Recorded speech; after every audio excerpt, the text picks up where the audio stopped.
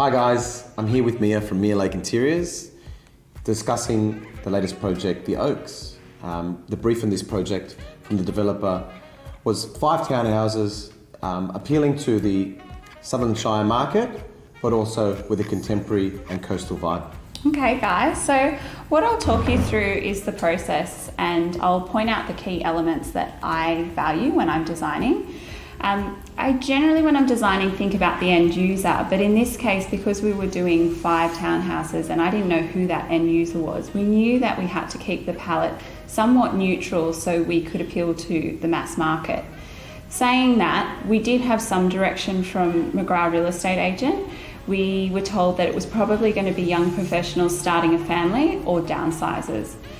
With my sort of history and experience with people at that stages of their life, they're looking for things that look good but without the issue of maintenance.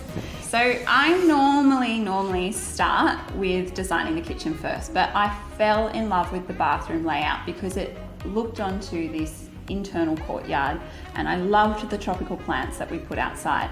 So I came to you, Jonathan, and I said, look, I've got this crazy idea. I want something coastal, I want something bohemian, I want something Balinese. How can I get the best of all of those and still be really neutral?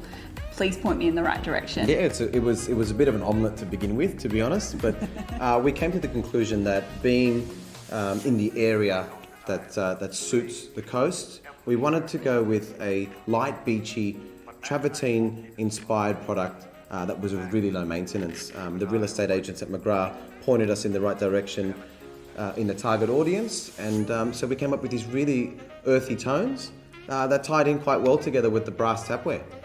When we started with the sample board with the client, we found some inspiration images, and in the back of my mind I was always thinking about the end user and what are the other elements that they're going to put in. So while some of these images here aren't necessarily what's going to go in, it does help complete the full story because it's not just the tiles or the carpet, there's going to be furniture and artwork. So you've got to leave a little bit of room for those added extra pieces. And so you mentioned inspiration. I mean, what was maybe the key finish that helped begin this design process for you? The key finish was this aged brass tapware. It's an Australian made brand, and I just love that it's not perfect and it will continue to patina. Australians are a little bit obsessed with everything being perfect, but then you get no soul or character out of it. So because we were going quite neutral with the bathrooms, I wanted to have that impact, but also something that's quite soulful. So these beautiful taps were used with the shower fittings, the bath fittings and the basin fittings, and also we colour matched the toilet flush plate. You know, and with such a beautiful bathroom design, how did you then relate that to the kitchen? So again, we wanted to keep it tactile, but very quiet and neutral, but also practical, because I was mindful that this is where all the mess is created, this is the busiest part of the house, so you want to make sure that it is practical as well. We did this beautiful marble penny round splashback, and it just adds the most gorgeous texture, the veining and the variation of colour. It's just beautiful. But the way we made that practical is that we kept a engineered bench top running on the horizontal surface, and we just wrapped it up a little bit of the the splashback, and that created a splash zone which is very easy to clean, and then the gorgeous material sits above that and it doesn't get touched. The other thing that we did, which was a nice little touch, is we related that timber that was in the bathroom in the cabinetry, and we did this beautiful timber shelf that continued under the overhead cupboards. Now, what was important about this is it enabled the potential purchaser to have a display where they could put cookbooks or a vase or some beautiful objects, and it really allows them to make the kitchen their own. Really interesting aspect of the bathroom is the brass that you discussed, Mia, and how did you then tie that back into the kitchen?